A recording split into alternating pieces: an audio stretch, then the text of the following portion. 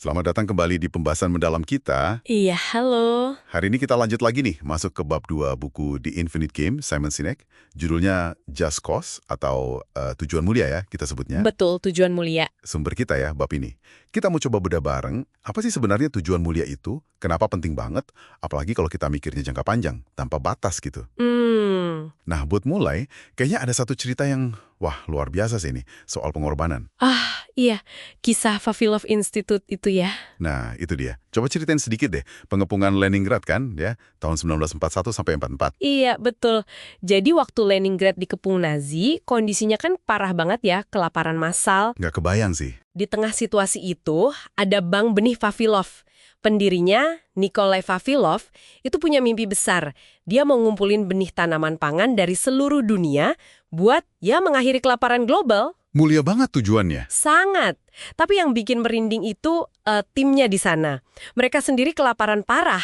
Tapi mereka nggak mau makan koleksi benih itu. Padahal itu bisa nyelamatin mereka saat itu juga kan. Loh, kenapa? Karena mereka ngelihatnya sebagai misi untuk seluruh umat manusia. Mereka percaya kerja keras mereka itu investasi buat masa depan, buat peradaban. Jadi mereka rela mati kelaparan demi benih itu. Tragisnya, iya. 9 ilmuwan meninggal karena kelaparan padahal dikelilingi makanan potensial.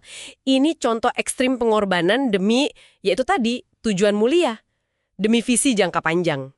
Gila sih. Bener-bener bikin mikir ya. Kekuatan keyakinan itu luar biasa. Nah, ini nyambung banget kan ke inti bab ini, tujuan mulia. Jadi, apa sih yang dimaksud Sinek? Bedanya apa sama katakanlah target perusahaan biasa? Pertanyaan bagus. Jadi, tujuan mulia itu bukan sekedar target ya.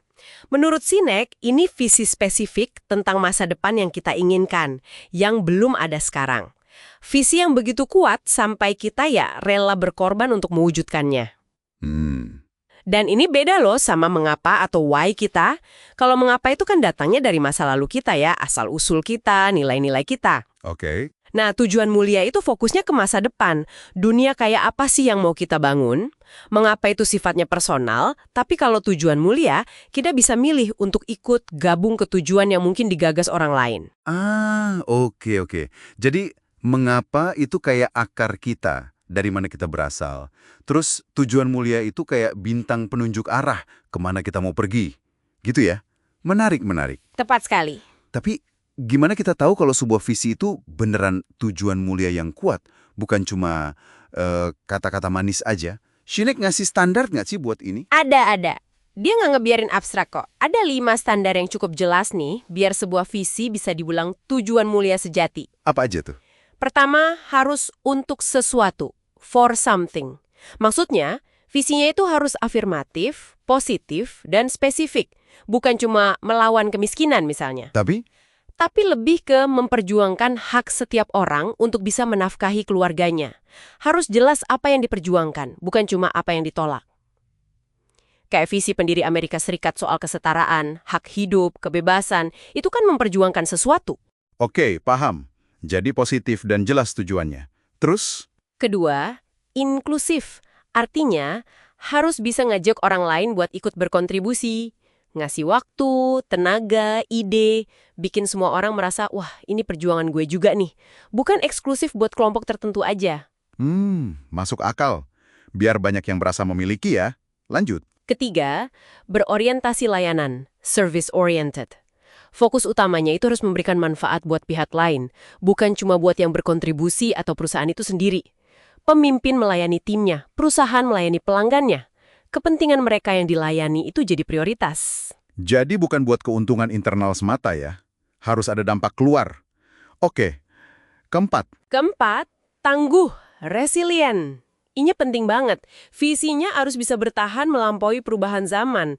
Teknologi ganti, politik ganti, pasar ganti, visinya tetap relevan. Jangan kayak perusahaan kereta api dulu yang mikirnya bisnis mereka itu rel kereta, bukan transportasi. Jadi pas ada mobil dan pesawat mereka kelabakan. Iya. Jadi visinya lebih besar dari produk atau cara kerja saat ini ya. Harus adaptif. Oke? Yang terakhir.